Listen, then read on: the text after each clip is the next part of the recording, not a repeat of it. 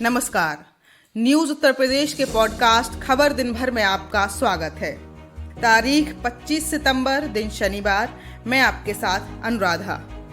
शुरुआत करते हैं आज के मुख्य समाचारों से।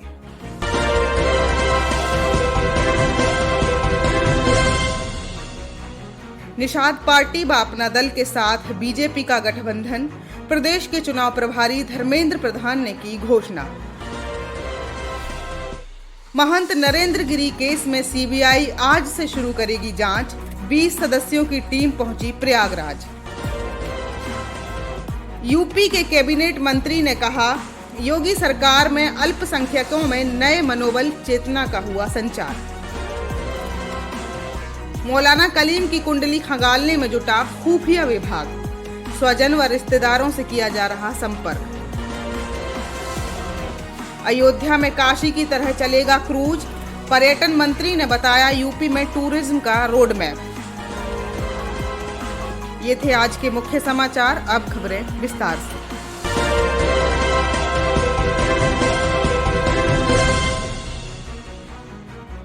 उत्तर प्रदेश में 2022 में होने वाले विधानसभा चुनाव को लेकर बेहद दमदार तरीके से तैयारी कर रही है भारतीय जनता पार्टी।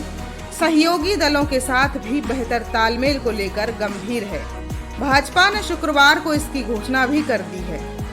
उत्तर प्रदेश विधानसभा चुनाव प्रभारी धर्मेंद्र प्रधान ने अपना दल और निषाद दल पार्टी के साथ उत्तर प्रदेश विधानसभा चुनाव 2022 में गठबंधन की घोषणा की। भाजपा के उत्तर प्रदेश विधानसभा चुनाव के प्रभारी धर्मेंद्र प्रधान ने कहा कि भाजपा निषाद पार्टी तथा अपना दल के साथ गठबंधन में उत्तर प्रदेश का विधानसभा चुनाव लड़ेगी। शुक्रवार को निषाद पार्टी के साथ अपना गठबंधन के बाद भाजपा ने 2022 में बड़ी जीत के दावे को दोहराया। भाजपा तथा निषाद पार्टी के बीच इस दौरान सीटों के बंटवारे को लेकर कोई ऐलान नहीं किया गया है। वहीं भाजपा प्रदेश कार्यालय पर आयोजित प्रेस कॉन्फ्रेंस में पार्टी के प्रदेश अध्यक्ष स्वतंत्र सिंह देव ने कहा कि पार्टी के प्रदेश चुनाव प्रभारी धर्मेंद्र प्रधान ने लगातार 3 दिन बैठक कर चुनाव को लेकर मार्गदर्शन किया है। निषाद पार्टी के नेतृत्व में हमारा निषाद पार्टी के साथ तो पहले से गठबंधन है। अब 2022 में दोनों दल मिलकर ताकत के साथ मोदी योगी के नेतृत्व में कार्यकर्ताओं के दम पर चुनाव लड़ेंगे। प्रदेश में 2022 में निषाद पार्टी के गठबंधन से सरकार चलेगी। संजय निषाद तो एनडीए का हिस्सा है। योगी आदित्यनाथ के नेतृत्व में निषाद पार्टी के साथ प्रदेश में भाजपा की सरकार बनेगी। माना जा रहा है कि भाजपा से निषाद पार्टी को 10 से अधिक सीटें मिल सकती हैं। प्रदेश में निषाद समाज के वोट का असर समझ रही भाजपा इस सियासी रिश्ते को संभालने के लिए प्रयासरत है। संजय निषाद ने संत कबीर नगर से सांसद अपने पुत्र प्रवीण निषाद को केंद्र में मंत्री बनवाने का प्रयास किया। वहां सफलता न मिलने पर सुर कुछ बागी हुए, लेकिन भाजपा के रणनीतिकारों ने संवाद नहीं छोड़ा। प्रदेश के नेता ही नहीं, खुद राष्ट्रीय अध्यक्ष जेपी नड्डा, गृह मंत्री अमित शाह और राष्ट्रीय महामंत्री संगठन बीएल संतोष ने निषाद पार्टी अध्यक्ष के साथ कई बैठकें की। संजय निषाद के पुत्र प्रवीण कुमार निषाद समाजवादी पार्टी से गोरखपुर से सांसद भी रहे हैं। इस खास मौके पर प्रदेश के चुनाव प्रभारी धर्मेंद्र प्रधान ने कहा, केवल भारतीय जनता पार्टी और निषाद पार्टी का तो नहीं है, अपना दल भी हमारे साथ जुड़ा है। प्रदेश में बहुत सारे राजनीतिक ताकतों को इन दिनों में भारतीय जनता पार्टी अपने साथ जुड़ पाया है। उसी सामाजिक ताना बाना को आगे ले जाने के लिए हम 2022 के चुनाव में भी और मजबूती के साथ लड़ें।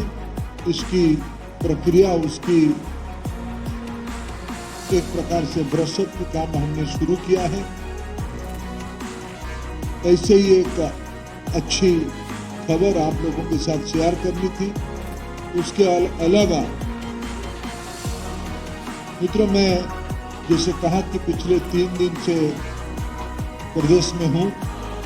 प्रधानमंत्री मोदी जी के नेतृत्व में प्रधानमंत्री उज्ज्वला योजना जैसे महत्वाकांक्षी कार्यक्रम इसी प्रदेश से लॉन्च होने के कारण आज एक वट वृक्ष बन चुका है।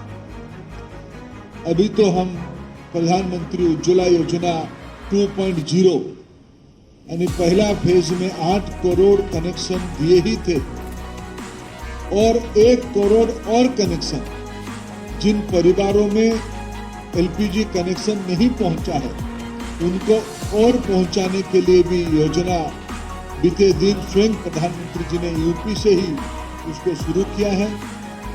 ऐसे कामों के लिए मैं उत्तर प्रदेश की पूर्वी हिस्सा में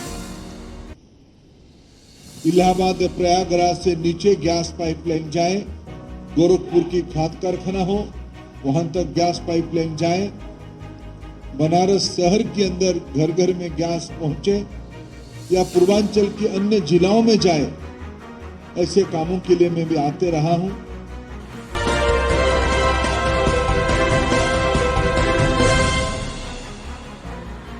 सीबीआई अखाड़ा परिषद के अध्यक्ष महंत नरेंद्र गिरी की मौत के मामले की औपचारिक जांच आज से शुरू करेगी। शुक्रवार को सीबीआई ने इस मामले में एफआईआर दर्ज कर ली थी। सीबीआई हत्या या आत्महत्या जैसे उकसाने वाले एंगल की जांच करेगी। बता दें कि सीबीआई की 20 सदस्यों की टीम प्रयागराज पहुंच चुकी है। इस मामले में सीबीआई ने प्रयागराज में दर्ज हुई एफआईआर को ही तहरीर बनाया है। ये एफआईआर अमरगिरी पवन महाराज ने दर्ज कराई थी। बता दें कि महंत नरेंद्र गिरी बीते सोमवार को बाघंबरी मठ स्थित अपने कमरे में मृत पाए गए थे। प्रारंभिक पोस्टमार्टम रिपोर्ट में खुलासा हुआ है कि गिरी की मौत फांसी के कारण दम घुटने से हुई। उत्तर प्रदेश पुलिस की जांच के अनुसार महंत को आखिरी बार सोमवार को दोपहर के भोजन के बाद अपने कमरे में प्रवेश करते देखा गया था। शाम को उनके शिष्यों ने दरवाजा खटखटाया तो कोई जवाब नहीं आया।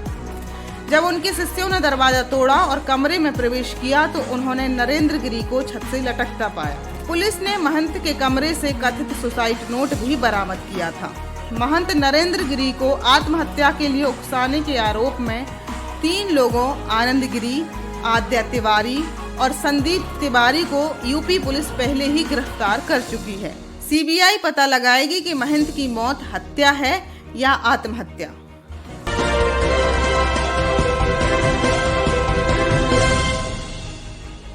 उत्तर प्रदेश सरकार के अल्पसंख्यक कल्याण मंत्री एवं प्रयागराज शहर दक्षिणी विधानसभा क्षेत्र से विधायक नंद गोपाल गुप्ता नंदी ने उत्तर प्रदेश मदरसा शिक्षा परिषद की बोर्ड परीक्षा के नतीजों की घोषणा की।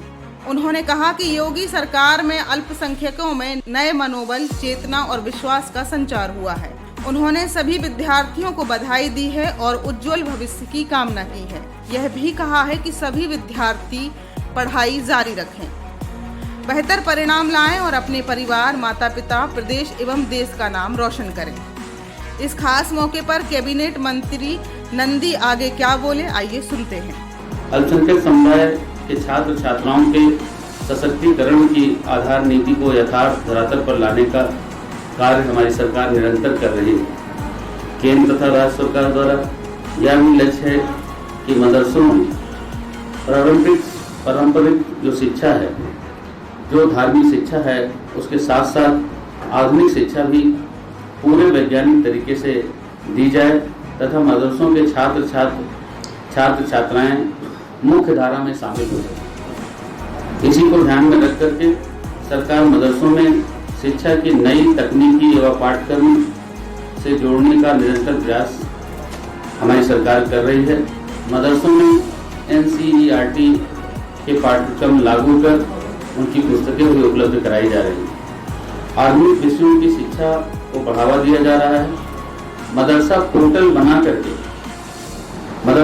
बनाकर मदरसों की व्यवस्थाओं में पारदर्शिता लाई गई है तथा परीक्षा की समस्त कार्रवाई ऑनलाइन संचालित कराई जा रही है। सरकार सबका साथ, सबका विकास और सबका विश्वास के मूल मंत्र पर सबको आगे बढ़ाने के लिए कटिबद्ध है और सभी के साथ सामान्य भाव से और सबको साथ लेकर के जो चलने की नीति रीति रही है।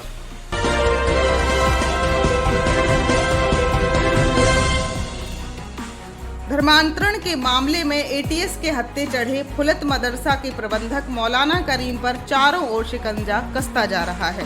ATS के साथ साथ स्थानीय खुफिया विभाग भी मौलाना की कुंडली खंगालने में जुटा है। खुफिया विभाग मौलाना के स्वजन समेत रिश्तेदार और कौन कौन मौलाना के संपर्क में थे, इसकी भी पड़ताल करने में जुटा है। रतनपुरी थाना क्षेत्र के गांव फुलत स्थित मदरसा के प्रबंधक मौलाना कलीम को बीते मंगलवार को मेरठ से एटीएस ने हिरासत में लिया था। एटीएस के हत्थे चढ़ने के बाद मौलाना को विदेशों से फंडिंग, धर्मांतरण कराने के लिए लोगों को उकसाना, विदेश यात्रा समेत चौंकाने वाले कई राज फाश हुए थे।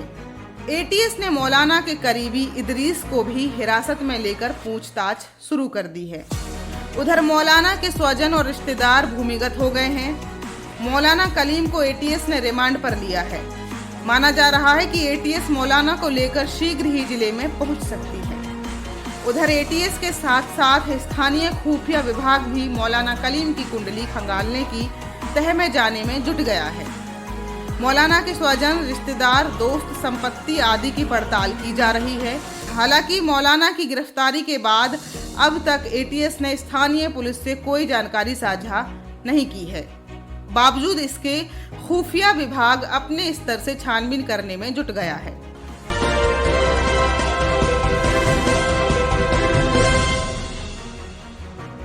योगी सरकार प्रयागराज के श्रृंगवेरपुर धाम में भगवान राम और निषाद राज की गले लगते प्रतिमा लगवाएगी। 51 फीट ऊंची इस प्रतिमा को बनाने के लिए ऑर्डर भी दे दिया जा चुका है। पर्यटन मंत्री नीलकंठ तिवारी ने शुक्रवार को 4.5 साल में पर्यटन के क्षेत्र में सरकार की उपलब्धियों का रिकॉर्ड रखने के साथ ही भावी योजनाओं पर बात की। उन्होंने कहा कि अयोध्या में भी काशी की तरह क्रूज चलेगा। लखनऊ रेजिडेंसी में जल्द ही लाइट एवं साउंड शो का लोकार्पण होगा। नीलकंठ तिवारी ने कहा कि 2017 से ही पर्यटन को बढ़ावा देने के लिए अभूतपूर्व कार्य किए गए हैं। अयोध्या, काशी, नैमिषारण, चित्रकूट, प्रयागराज, गोरखपुर, आगरा, देवीपाटन, सोनभद्र, कतनियार घाट, कुशीनगर जैसे तमाम स्थल हैं जो पर्यटन, संस्कृति, अध्यात्म और धार्मिक महत्व के हैं। लेकिन 2017 के पहले इन स्थलों की कोई चर्चा नहीं करता था। अब स्थिति बदली, इन सभी पर्यटन स्थलों पर ध्यान दिया गया। पर्यटन क्षेत्रों में निवेश हो सके, इसके लिए परसेप्शन बदला। गुंडागिरी, माफियागिरी खत्म होने से पर्यटक बढ़े हैं। उन्होंने कहा कि 2017 में चुनाव में जाने से पहले कुछ संकल्प तय किए गए, एक एक को पूरा किया गया। 2018 की पर्यटन नीति के तहत 12 चिन्हित सर्किट पर काम किया गया। अब 13वां गंगा सर्किट प्रस्तावित है। प्रदेश के प्रमुख तीर्थ स्थलों को 4 लेन राजमार्ग से जोड़ा गया। अगले माह जितने भी पर्यटन संवर्धन के काम, उनका लोकार्पण करेंगे। सिर्फ ब्रज क्षेत्र में 106 पर्यटन स्थलों का विकास किया जा चुका है। उन्होंने कहा कि 2017 के पहले अयोध्या को विकास पथ से वंचित रखा गया था। वर्तमान सरकार में 2017 से दीपोत्सव शुरू हुआ और 2018 से हर साल नए रिकॉर्ड बना रहा है। प्रमुख सचिव पर्यटन मुकेश मेश्राम ने कहा कि 2015-16 में पर्यटन के लिए 272 करोड़ और 2016-17 में 506 करोड़ बजट था।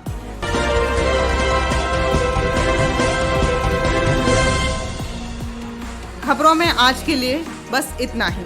फिर हाजिर होंगे नई खबरों के साथ। तब तक के लिए अपना ख्याल रखिए, खुश रहिए और मुस्कुराते रहिए।